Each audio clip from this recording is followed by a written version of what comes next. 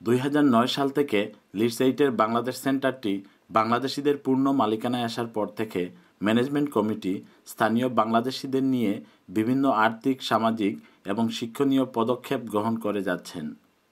সম্প্রতি তারই ধারাবাহিকতায় হেয়ার হিলস কমিউনিটি ক্যাফে নামে বাংলাদেশ সেন্টার লিডসের উদ্যোগে একটি ক্যাফে বার চালু করা হয়েছে।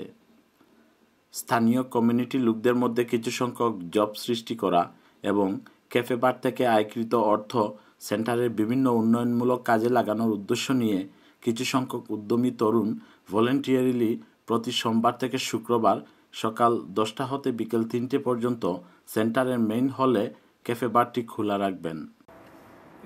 আমরা প্রায় 6-7 জন বাংলাদেশে কাজ দিচ্ছি। বর্তমানে আমরা হেয়ার হিলস কাফে নামে দিয়েছি। কমিউনিটি থেকে মানুষের কাজ হইব, কমিউনিটির ফায়দা হইব। কমিউনিটি একটা বিয়ার সাথে 20-25-30 হাজার পাউন্ড খরচ করে, এর অর্ধেক খরচে যদি আমরা সমান সার্ভিস প্রোভাইড করতে পারি, অসুবিধা নেই। মানুষ আমরা সাহায্য করা ইন টার্মস অফ ভলেন্টিয়ারিং বা প্রমোশন করা, আশা করি আমরা যারা ইনভলভ আছেন আমরা একটা স্কিল দিয়া। All the profits that's made into the cafe is going back into the center. So we input to buy more of the stuff in the center, like chairs and everything. খুব বালা মজা হয়েছে।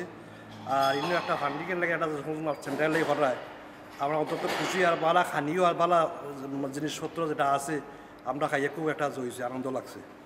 আইয়া খাইয়া test করে দেখোগা, খুব beautiful খানা। Bangladeshi community সেন্টারও আইসি, আইয়া lunch করছি, খুবই মজা আছে খানি। আপনারা 10 পাই বাতে যাও হালকা দেখোগা।